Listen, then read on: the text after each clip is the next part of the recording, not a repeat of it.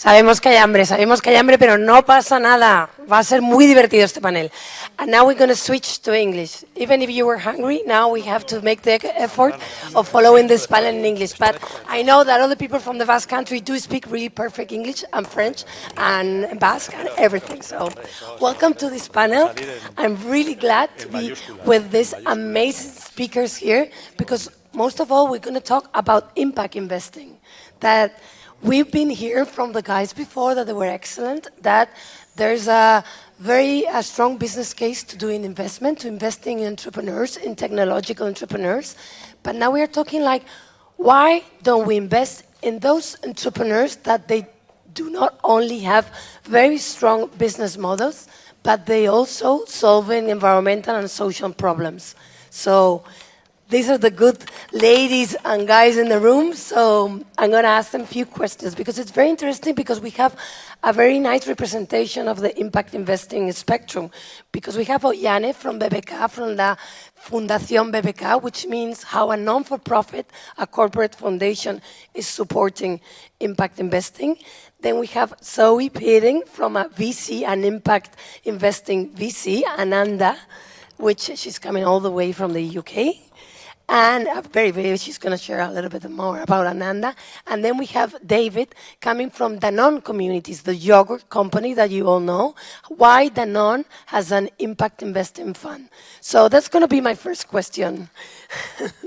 Can you tell us a little bit more, David, about Danone Communities and what you do and why it happened that Danone, a global multinational, has an impact investing fund?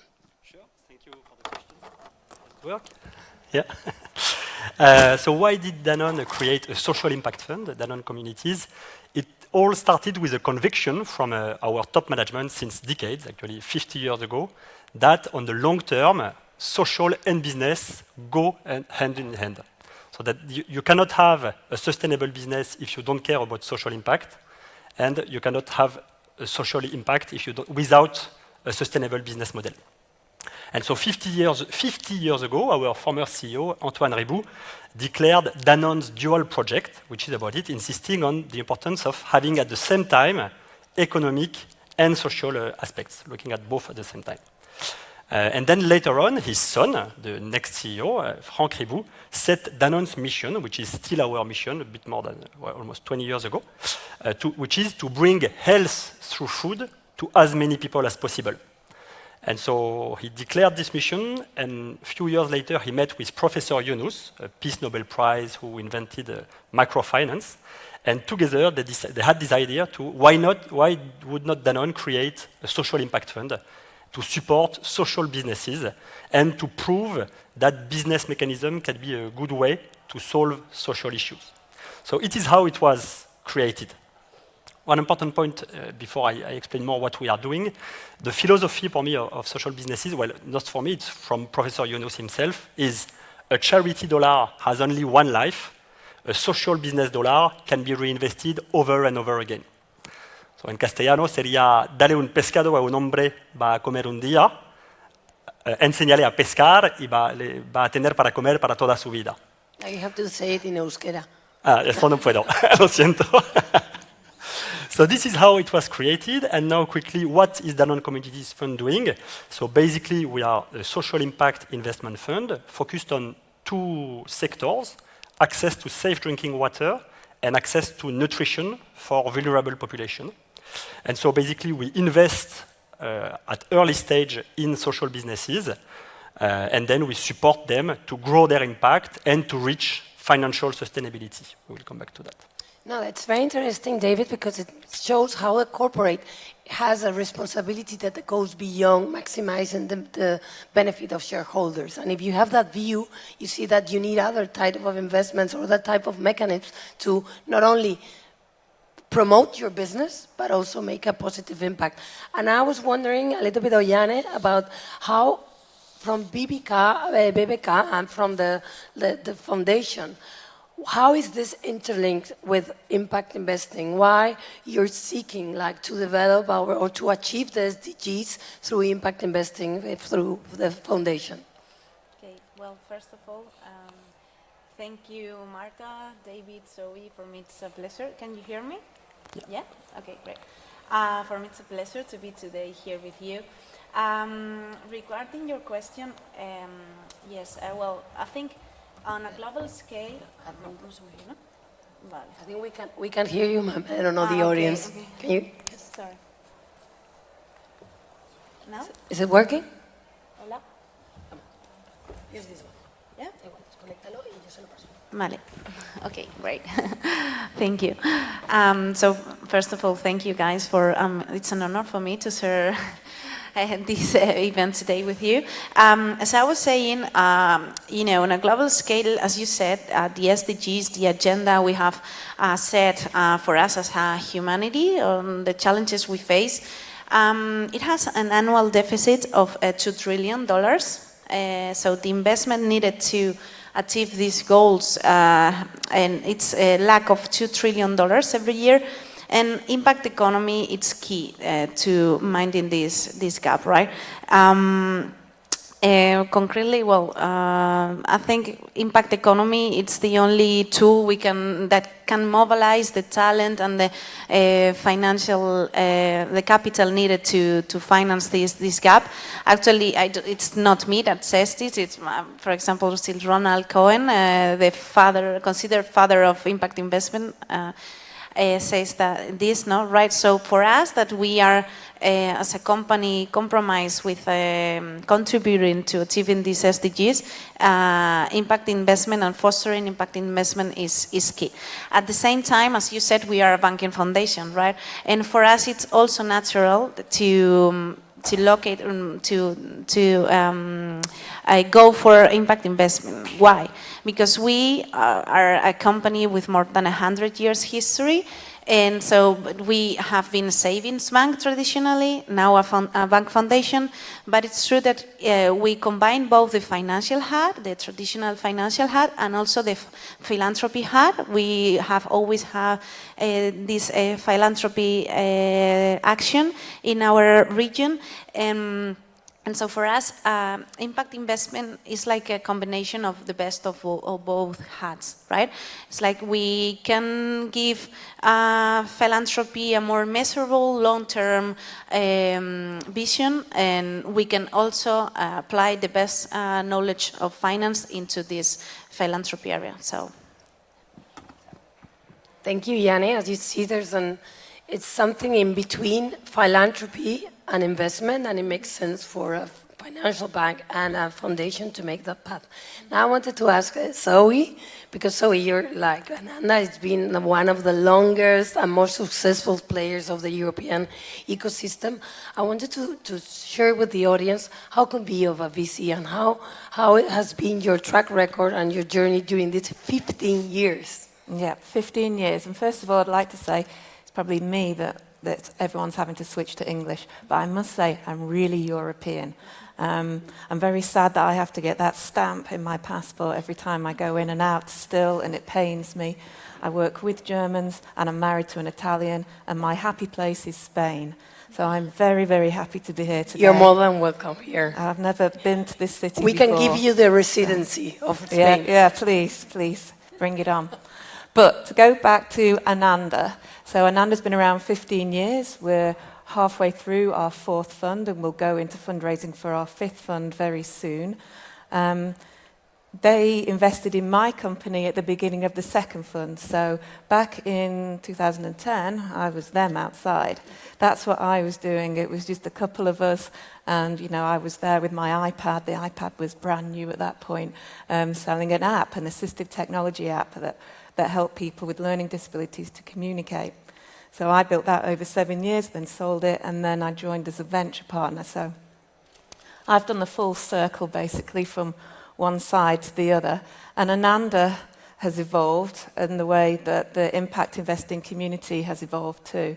The first fund was 8 million euros, and the second, 22, the third, 50 million, and the fourth is 108. So you can see the size is reflective of the appetite, first of all, from our LPs, so the people to put the money in. There was more money out there, but also the maturity of the sector and the kind of companies as well, and the returns expectations that you could get. So back in Fund 1 and 2, including where my company sat, it wasn't straight equity, it was blended, loans and equity, because it wasn't felt that there was the maturity in the technology market for impact technology.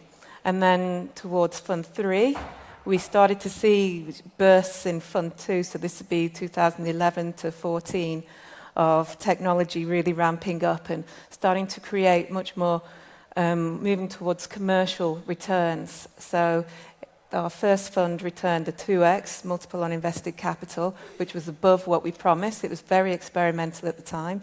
The second one, we hadn't got those results yet when we raised it. And so that was still very experimental with the debt in there too. But Fund 3 was pure equity. And that was around 2014-15. So just before all the climate funds came in.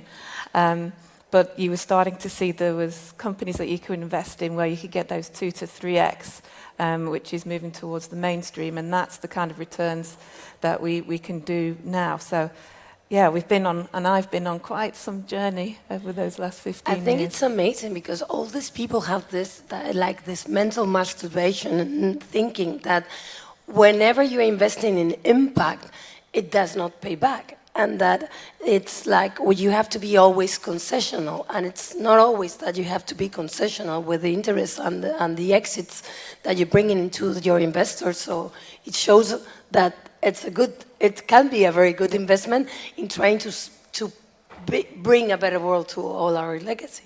Definitely. Oh, and I didn't say what Ananda invest in. I forgot that bit. Quite important. Climate, healthcare, equality and education, pre-seed to late seed, just before the Series A mark. 500K to 3 million initial ticket, going up to 10 million over the life of the fund for the ones that do well. Wow, it's so many things that we need out of that sectors. So I wanted to ask a little bit more to David. Because talking about how this impact investing is a good business, can you tell us if this, having Danone communities or other of the investments of Danone, has it helped the business? Does it actually work for a company? Yeah, so why can it be interesting for a corporate to have to do impact investment? So from what we learned with the experience, at the beginning it was a trial, I think we did not know where it would lead us. What we learned with experience is that there can be a quite interesting symbiosis between a corporate, so a big, structured and staffed entity, and small, agile, creative startups. And so we really realized with the experience that there are a lot of learnings on both sides. So for the startup, obviously we can bring them capital when it's still risky to invest, strategic support, a lot of technical support because we have experts in Danone on all the technical topics, on finance, on legal, so we can support them on everything. And we bring them a network of investors and entrepreneurs. But now, what are the benefits for the corporate? So I will mention 5 of them. So first, and I think it's the most important, it's a very efficient tool to reach your CSR goals. So, for instance, Danone wants to, in terms of CSR goals, to have an impact on access to safe drinking water and nutrition. An impact investment fund is a very efficient way to do so. Then it's a way to engage your stakeholders. So shareholders, employees, customers, everyone is more and more interested in CSR topics. And through an impact fund, you can engage them. And we learned that actually they are always quite interested to be part of the story. So the first example on this was, in order to invest in the fund 15 years ago, Danone had to approve with the shareholders that they were okay to put this money from Danone in an impact investment fund. And a huge majority of them approved it. And not only they approved, but they asked to have a vehicle to invest their own money in the fund as well. Other example, then Danone decided to propose also to the employees to invest their profit sharing in the fund. And more or less 50% of Danone employees do it every year. They invest their money in the fund, even if it's risky. And last point, very often a startup needs help on a specific topic. I was mentioning can be legal, can be internal control, can be anything that a business needs. And so then we publish a mission for the Danone employees, and we have dozens of Danone employees who are on top of their daily job, willing to support businesses every year. It's very interesting how, like, you get the engagement. It's something that we say, how impact pays back is also the engagement of employees.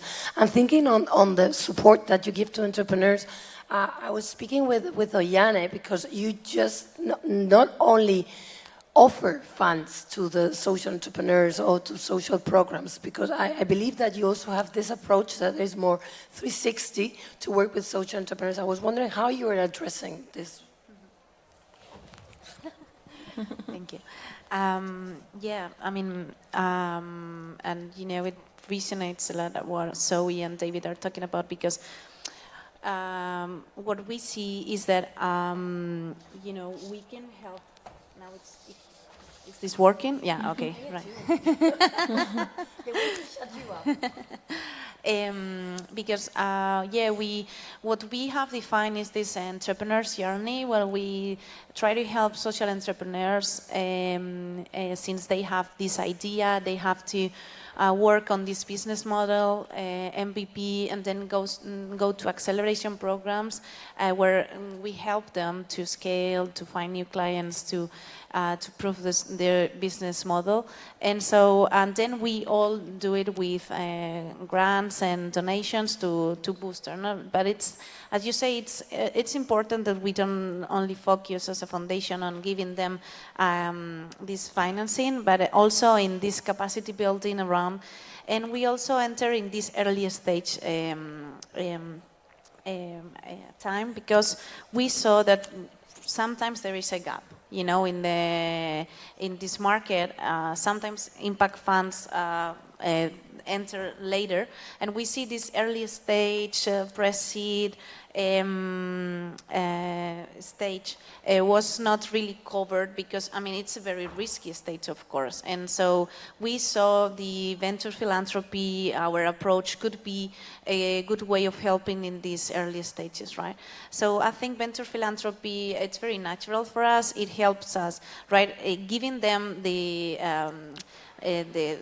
money they need, the help they need, but it's not only, you know, helping these projects. It's helping them become the business they want to become. Going from a model where they rely on grants and donations to a business model where they can be invested by Zoe, right, or David, right? So I mean, we focus on that part, and for that we need to create a funnel of projects, we need to try, we need to take risks, right? And we like to be in that part because we see that we have, you know, we can help them grow, and you know, and at the same time, if you help them grow, you help solve problems we have as a society with a business model. It's great. See, who in the room is an entrepreneur? A startup entrepreneur? Okay, I guess like 40% of the room. Makes sense, because your first early stage, it makes sense to go to this kind of mechanism where you get some soft capital, and then you connect with a corporation that could also be a client, that could be part of the business model, and then when you are more scaling up, you get to Zoe and to the venture capital.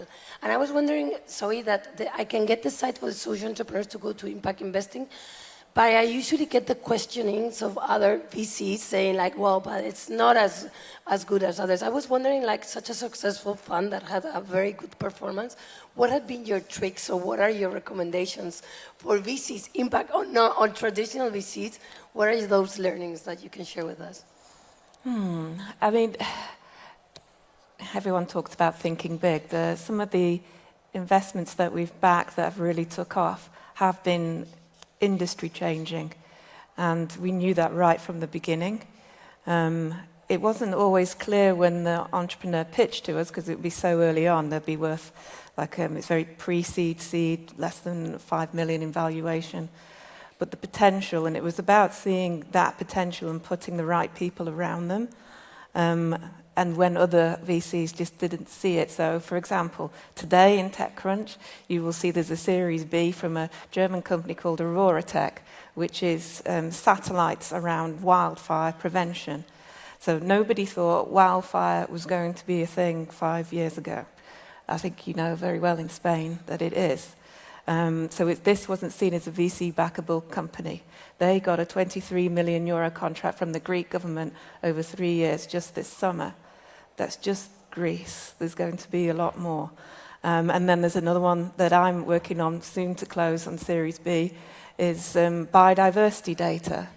So a company called Naturemetrics in the UK, it's very difficult to measure nature, but this company have been using through a lab and measuring through environmental DNA, and now have built a software stack on top of that to be able to underpin a lot of financial and insurance products around this too. So there's nothing else out there. Everybody said that this wasn't venture capital. It is. So it's being bold, and I think having impact capital is patient capital. It enables you to make those bold decisions. So what I mean by patient capital is 10 years plus 2 and the next ones. You know, the people that we take our money from are there to see the change as well as the financial returns. There are many other people that put money into VCs who expect to see their return in 3 to 5 years. Now, if we look at the change that we want to see in this world, in healthcare, in climate, in education and equality, it's going to take a lot longer than that. So patient capital, where you get that money from, I would say to these VCs, be very mindful of that and the change that you want to see. And then strategically, as a fund, the power law does win out. We tried to break it in Fund 1 and 2, but still there's 1 or 2 that always return. It is so hard to go against the mold, and we tried and we tried. But what I will tell you is important, and even more important as an impact investor, is the middle. So because every single one of these companies is making a change in the world, whether they're going to be those power law 1 to 2 to 3 maximum in a portfolio of 25 to 30, the odds are against them. But there's this middle where you'll find 10, and they have some value, whether it's a 1x or a 1.5x, and finding a way to support them, even when everything says your resources must move to the ones that are winners. I think the middle one is the ethical, but also financially the way to go too, because that middle could return 1x or half x, which is really going to count when when you're coming to this and you're playing with the power law. So I think that's what we've learnt as well. And founder health. Far too much pressure on all those people out there. By the time they're into year 6, 7, things do start falling apart. So having support mechanisms, and we have a founder health program where we support and make sure they have coaches in place as well as peer support. And diversity. Now we've looked at some of our most successful exits and the companies that do well, balanced co-founders, balanced board, and the team as well, playing importance across beyond gender into ethnic minorities, just across the board creates a much more healthy and desirable place to work, and it's all about the talent and getting the best talent from all over Europe. So. These are amazing recommendations, and that take note. So finally, I would ask kind of the same question to Janne and David. Like, what are those investment opportunities that you're looking at? First, I'm going to ask Janne. Well, I would say, of course, I think we have a way to go in this country supporting these renewable energy areas, as well as here in the Basque Country, supporting new industry startups, because we have the opportunity, as also a colleague said before, we have a very strong industrial past, and we have to build stronger bridges between our big companies and the new businesses created, right? And I think I think we have a way to go, because I mean, here we have Zoe or David that come from abroad, but actually in the impact the economy in Spain, I mean, has grown steadily the last years, but it's true that it has room for improvement. Actually, saw some data published yesterday that actually the market in Spain represents 3.2 billion euros, of which 1.5 billion it's impact investment and 1.7 it's bank funding for impact. So, I mean, it represents 26% growth rates compared to last year. So, I mean, it's good news, but still, if we compare to a market like UK, with its 77 billion pounds 2023, I mean, it has nothing to say, right? So I think we have to continue being here, promoting impact investment as a as a tool for other private capital as well.